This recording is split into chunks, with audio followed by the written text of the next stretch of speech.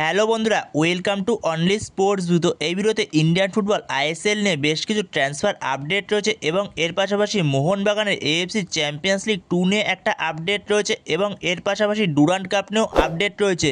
তো এই বিষয়গুলো নিয়ে আলোচনা করব এই ভিডিওতে। তো ভিডিওটি সবাই শেষ পর্যন্ত দেখতে থাকো, আর চ্যানেলে নতুন হয়ে থাকলে চ্যানেলটি সাবস্ক্রাইব করে পাশে থাকা বেল আইকনটি অন করে পাশে থেকো। তো সেখানে যদি প্রথমে ইস্টবেঙ্গলের ট্রান্সফার আপডেট নিয়ে কথা বলা যায়, তো সেখানে 26 বছর বয়সী আর্জেন্টাইন সেন্টার ব্যাকের প্লেয়ার কেভিন সিবেলি। তো এই কেভিন সিবেলি, যার মার্কেট ভ্যালু হচ্ছে 3.2 কোটি টাকা। তো এই কেভিন সিবেলের প্রতি একটা সময় ভালো ইন্টারেস্ট ছিল মোহনবাগানের, যেখানে টম অ্যালরেডকে তারা রাখবে কিনা, তো সেই ব্যাপারে তাদের সন্দেহ ছিল।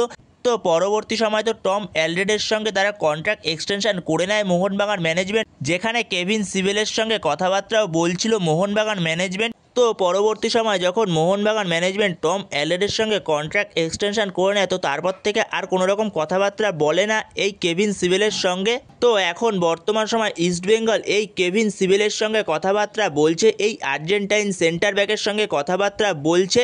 তো ভালো রকমই কথাবার্তা হচ্ছে ইস্টবেঙ্গলের সঙ্গে কেভিন সিবেলের। তো কেভিন সিবেলে প্রায় কনফার্ম বলা যেতে পারে ইস্টবেঙ্গলে। তো ইস্টবেঙ্গলে শুধুমাত্র তার ডিল ডান হওয়াটা সময়ের অপেক্ষা, সব রকমই কথাবার্তা প্রায় হয়ে গেছে তার সঙ্গে। তো সেখানে সব কিছু ঠিকঠাক থাকলে যে কোনো সময় ইস্টবেঙ্গল ম্যানেজমেন্ট এই কেভিন সিবেলিকে তাদের ডিল ডান করে নেবে। তো এই কেভিন সিবেলিকে আমরা হয়তো পরবর্তী মরশুমে ইস্টবেঙ্গল জার্সি পরে খেলতে দেখব। তো সেখানে দেখা যাক পরবর্তী সময় যদি এই ডিলটা ডান হয়ে যায়, অবশ্যই তোমাদের সাথে তখন শেয়ার করে দেবো অফিসিয়াল অ্যানাউন্সমেন্ট চলে আসলে। তো এর পরের আপডেটটি হচ্ছে ইস্টবেঙ্গলকে নিয়ে। তো 30 বছর বয়সী মরক্কোন সেন্টার ফরওয়ার্ডের প্লেয়ার হামিদ আহাদাদ। তো এই হামিদ আহাদাদ, যার মার্কেট ভ্যালু হচ্ছে 4 কোটি টাকা, যেখানে এর আগে যে কটা প্লেয়ার মরক্কো থেকে খেলতে এসেছে আমাদের আইএসএলে, তো প্রত্যেকটা প্লেয়ারই সফল হয়েছে, যেখানে হুগো বুমোস থেকে শুরু করে মোর্দাতা ফল, আহমেদ জাউ, এছাড়া পরবর্তী সময় আলাদিন আজেরি। আগের মরশুমে যেইভাবে খেলেছে আলাদিন আজেরি, তো অনবদ্য। তো সেখানে এই হামিদ আহাদাদ এই প্লেয়ারটাও মরক্কোর প্লেয়ার। তো সেখানে এই মরক্কোর প্লেয়ারের সঙ্গে ইস্টবেঙ্গল ম্যানেজমেন্ট ভালো রকমই কথাবার্তা বলছে। তো প্রায় ডিল ডানের পথে এই প্লেয়ারটার সঙ্গেও ইস্টবেঙ্গলের। তো অনেক দূর কথাবার্তা এগিয়ে গেছে, সব রকম কথাবার্তায় প্রায় এগিয়ে গেছে, শুধুমাত্র এখনও ডিল ডান হয়নি। তো যে কোনো সময় ডিল ডান হয়ে যেতে পারে এই প্লেয়ারটার সঙ্গেও ইস্টবেঙ্গল ম্যানেজমেন্টের। তো অ্যাডভান্স স্টেজে রয়েছে ডিলটা। তো সেখানে এই হামিদ আহাদাদের সঙ্গে ইস্টবেঙ্গল ম্যানেজমেন্ট যে কোনো সময় ডিল ডান করে ফেলবে। তো এই মরক্কোর সেন্টার ফরওয়ার্ডের প্লেয়ার হামিদ আহাদাদকে পরবর্তী মরশুমে আমরা হয়তো ইস্টবেঙ্গল জার্সি পরে খেলতে দেখব, যেখানে এই হামিদ আহাদাদ সে একটু ভার্সেটাইল প্লেয়ার সেটাও বলা যেতে পারে, যেখানে সেন্টার ফরওয়ার্ডের পাশাপাশি লেফট উইং এবং সেকেন্ড স্ট্রাইকার রোলেও সে খেলতে পারে। তো সেখানেই দেখা যাক পরবর্তী সময় এই ডিলটা ডান হয়ে গেলে অবশ্যই তোমাদের সাথে তখন শেয়ার করে দেবো। তো সেখানে যেরকমটা আপডেট পাওয়া যাচ্ছে, তো পরবর্তী মরশুমের জন্য হয়তো ইস্টবেঙ্গলের প্ল্যানে থাকছে না হিজাজি মায়ের আর মাদি থালাল। তো এদের দুজনকে হয়তো ইস্টবেঙ্গল ছেড়ে দিতে চলেছে, তাদের সঙ্গে মিউচুয়ালি কন্ট্রাক্ট টার্মিনেট করে নিতেই চলেছে। তো সেরকমই আপডেট পাওয়া যাচ্ছে। তো সেখানে দেখা যাক পরবর্তী সময় এই বিষয়ে যদি অফিসিয়াল কনফার্মেশন পাওয়া যায়, তো অবশ্যই তোমাদের সাথে তখন শেয়ার করে দেবো। তো এরপরের আপডেটটি হচ্ছে 27 বছর বয়সী ভারতীয় সেন্টার ফরওয়ার্ডের প্লেয়ার জিথিন এমএস, যে বর্তমান সময় যুক্ত রয়েছে নর্থ ইস্ট ইউনাইটেড এফসির সঙ্গে এবং তার মার্কেট ভ্যালু হচ্ছে 2 কোটি টাকা। তো এই জিথিন এমএস এর সঙ্গে নর্থ ইস্ট ইউনাইটেড এফসি তারা যে কন্ট্রাক্ট এক্সটেনশন করবে, তো এটা অনেক দিন ধরে শোনা যাচ্ছিল, এর আগে আমি তোমাদের সেটা জানিয়েছিলাম। তো সেখানে নর্থ ইস্ট ইউনাইটেড এফসি অবশেষে এই জিথিন এমএস এর সঙ্গে 2028 সাল অবধি কন্ট্রাক্ট এক্সটেনশন করে নিল।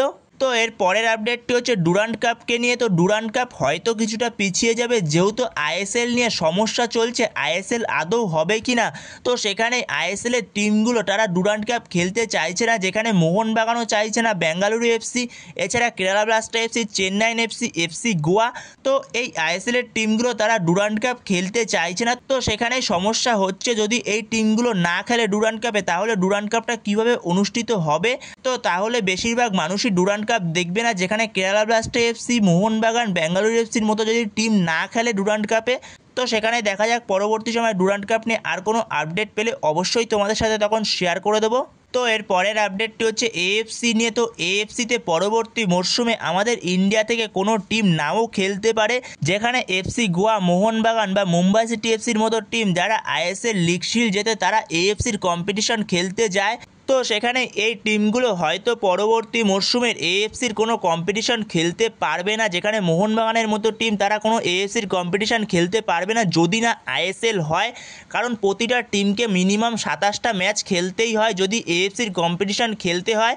তো সেখানে যদি আইএসএল না হয় তাহলে কোনো কারণে 27টা ম্যাচ কোনো ক্লাব খেলতে পারবে না, যেখানে আইএসএল আর ডুরান্ড কাপ মিলিয়ে তারা প্রত্যেকে 27টা করে ম্যাচ খেলে। তো সেখানে যদি আইএসএল না হয় তাহলে কোনো রকমভাবেই 27টা ম্যাচ খেলতে পারবে না এবং এএফসিতে তারা চান্স পাবে না। তো এখানেই সমস্যা, যদি আইএসএল না হয় তাহলে পরবর্তী মরশুম থেকে কোনো ক্লাবই এএফসিতে চান্স পাবে না।